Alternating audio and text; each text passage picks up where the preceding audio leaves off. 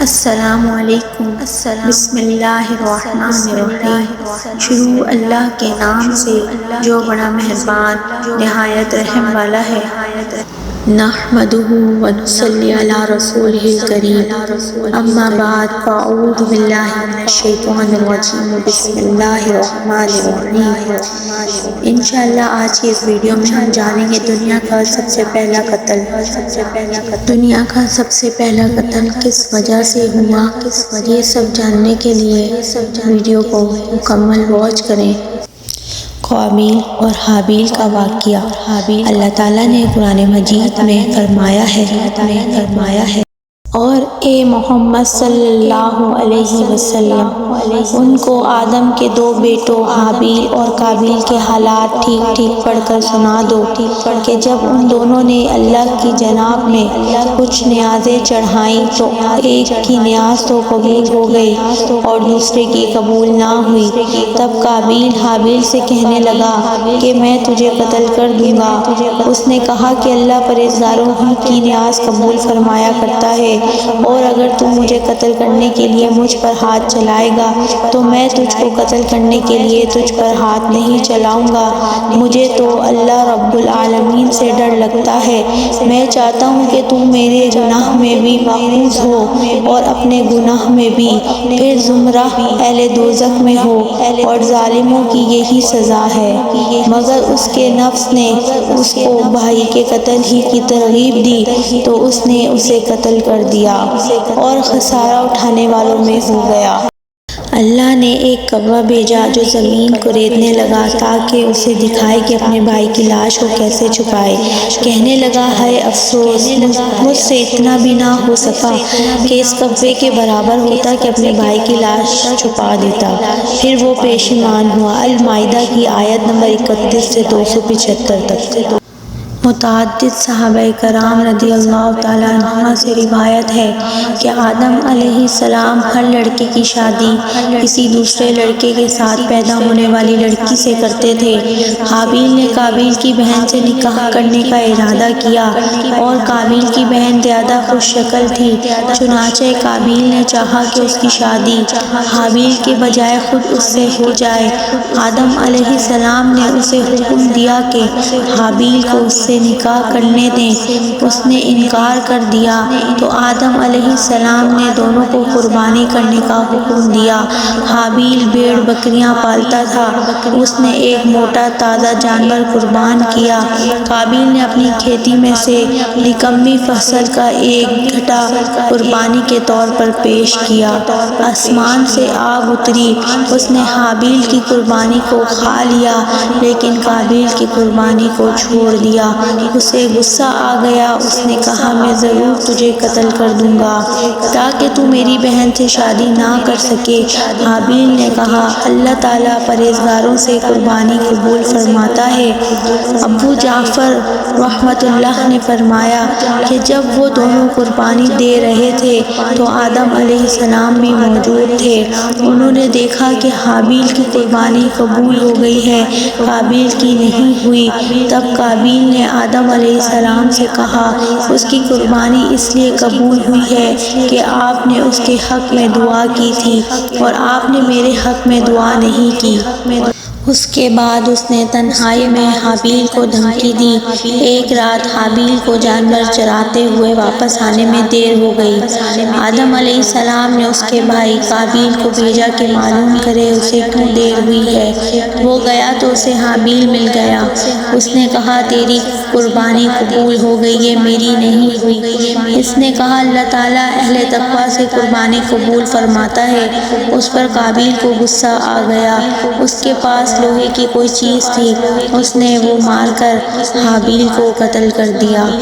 بعض علماء نے فرمایا حابیل سو رہا تھا، قابیل نے ایک بڑا پتھر اس کے سر پر مار کر اس کا سر کچل دیا۔ بڑا ظلمہ فرماتے ہیں، بلکہ اس نے زور سے اس کا گلا گھونٹا اور درندوں کی طرح اسے دانتوں سے کاٹا، جس سے وہ فوت ہو گیا۔ واللہ عالم۔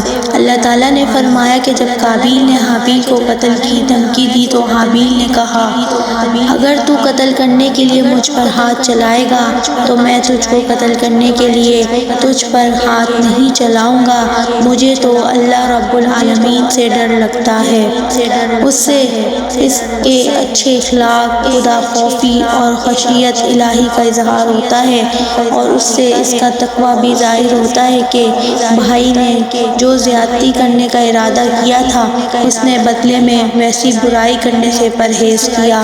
اسی لیے رسول اللہ صلی اللہ علیہ وسلم نے فرمایا، جب وہ مسلمان تلواریں لے کر لڑنے کے لیے ایک دوسرے کے سامنے آتے ہیں، پھر جنگ کرتے ہیں تو قاتل اور مقتول دونوں جہنمی ہوتے ہیں۔ صحابہ کرام رضی اللہ تعالیٰ عنہ سے عرض کی، اللہ کے رسول صلی اللہ علیہ وسلم، یہ تو قاتل ہے اس لیے سزا کا مستحق ہے، مقتول کا کیا معاملہ ہے کہ اس مظلوم کو بھی سزا ملی؟ آپ صلی اللہ علیہ وسلم نے اس کی بھی شدید خواہش تھی کہ اپنے ساتھی کو قتل کر دے۔ حابیل نے مزید کہا، انی ارید ان تبوء باسمی واسمک فتکون من اصحاب النار وذلک جزاء الظالمین۔ میں چاہتا ہوں کہ تو میرے گناہ میں بھی ماخوذ ہو اور اپنے گناہ میں بھی پھر زمرہ اہل دوزخ میں ہو، اور ظالموں کی یہی سزا ہے۔ یعنی میں تجھ سے لڑائی نہیں کرنا چاہتا، حالانکہ میں تجھ سے زیادہ قوی اور مضبوط ہوں، باوجود تو نے ایک غلط کام کا پختہ ارادہ کر لیا ہے۔ میں چاہتا ہوں کہ تو نے پہلے جو بھی گناہ کیے ہوئے ہیں ان کے ساتھ میرے قتل کا گناہ بھی تیرے سر پر ہو۔ حضرت مجاہد، سعدی ابن جریر اور دیگر علماء کرام نے اس کی یہی تشریح کی ہے۔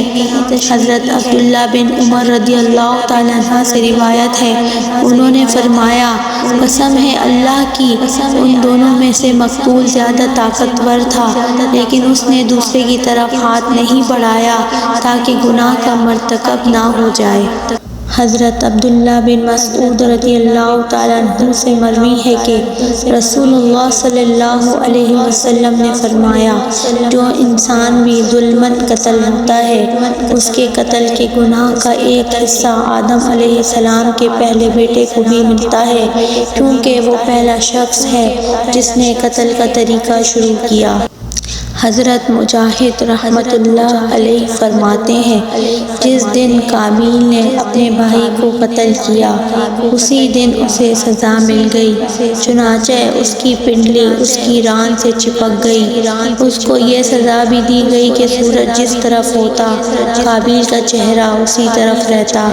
اس طرح اسے دوسروں کے لیے عبرت بنا دیا گیا اور اسے جلدی سزا مل گئی، کیونکہ اس نے گناہ کا ارتکاب کیا تھا، سرکشی کی تھی اور اپنے سگے بھائی سے حسد کیا تھا۔ اللہ تعالیٰ نے فرمایا ہے، یا ایھا الناس اتقوا ربکم الذی خلقکم من نفس واحدۃ وخلق منها زوجها وبث منہما رجالا کثیرا ونساء۔ لوگو، اپنے پروردگار سے ڈرو جس نے تم کو ایک شخص سے پیدا کیا، یعنی اول اس سے اس کا جوڑا بنایا، پھر ان دونوں سے کثرت سے مرد اور عورت پیدا کر کے روئے زمین پر پھیلا دیے۔ سورۃ النساء۔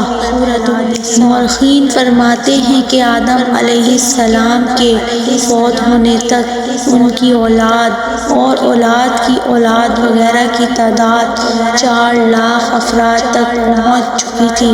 واللہ عالم۔